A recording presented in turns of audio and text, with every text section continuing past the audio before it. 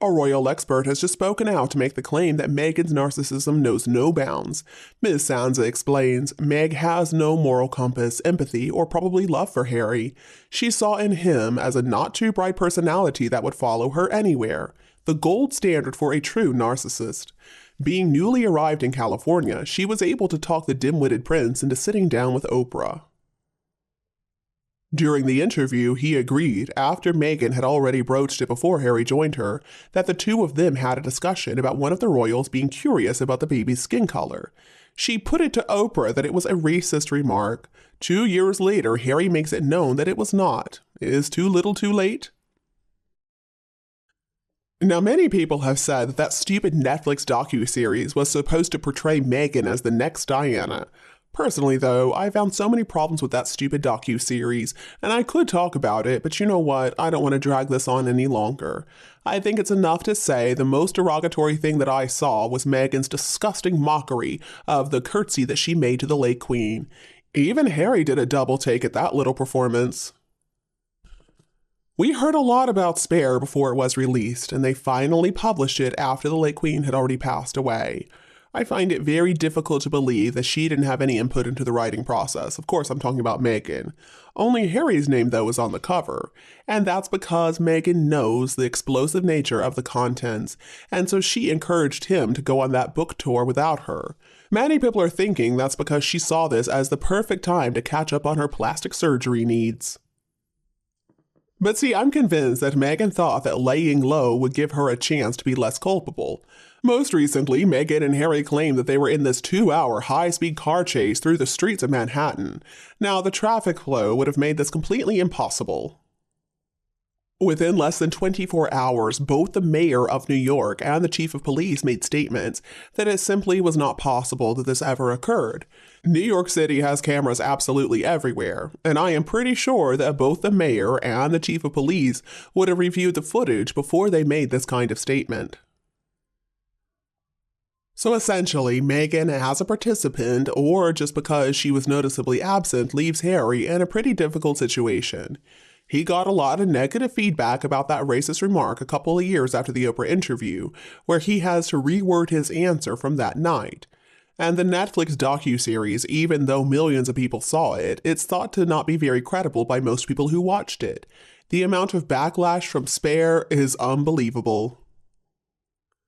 And then there's that whole issue about the American think tank who wants copies of Harry's visa application because if he lied, legally he could be deported. Harry did discuss his drug habits a lot while he was still in the UK in the pages of Spare. And about that stupid car chase story, well, when I first heard the story, immediately I thought of Diana, and I'm sure a lot of people did. That was such a horrible thing to do. I mean, very cruel to the memory of Harry's late mother. I suspect that Meghan's little plan when it comes to the car chase was to score a break for herself, get herself some type of dream movie contract. Well, of course, that's never going to happen. I am sure that Meghan still wants to be a successful actress, and she only married Harry to try to open some doors for herself. It really all makes sense when you think about that recently she signed up with a talent agency. And obviously, she had some more work done on her nose. It looks like it's about to collapse. And that pose she remained frozen in during the car chase was created especially to try to highlight her sassy new profile, an expression of serenity on her face, and a car chase that didn't make any sense. But anyway, and they told Doria that she just needed to lie back and fake being asleep. And they made sure to get Meghan right there in the middle without wearing a seatbelt so that she wouldn't cover up her cleavage, even though it's pretty much non-existent.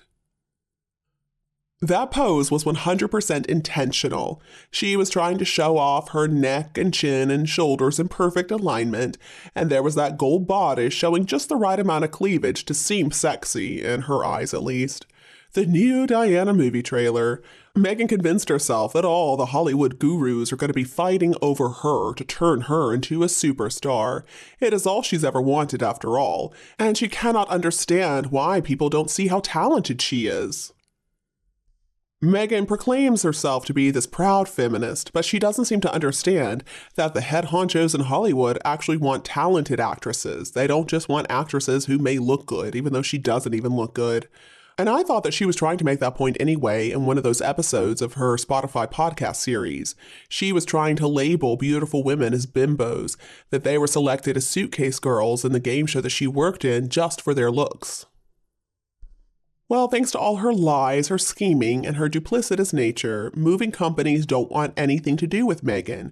They all understand that she is way too difficult to work with. It's not worth it. So if you ask me, it is highly unlikely that Meghan will be successful in tricking anyone in the future. I don't care what kind of new nose she's got.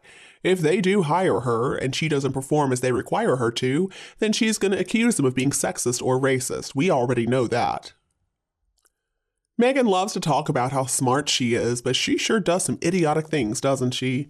I mean, I would assume at the age of over 40, if she were really going to make it in Hollywood, she already would have. It would have happened a long time ago, probably when she was in her 20s.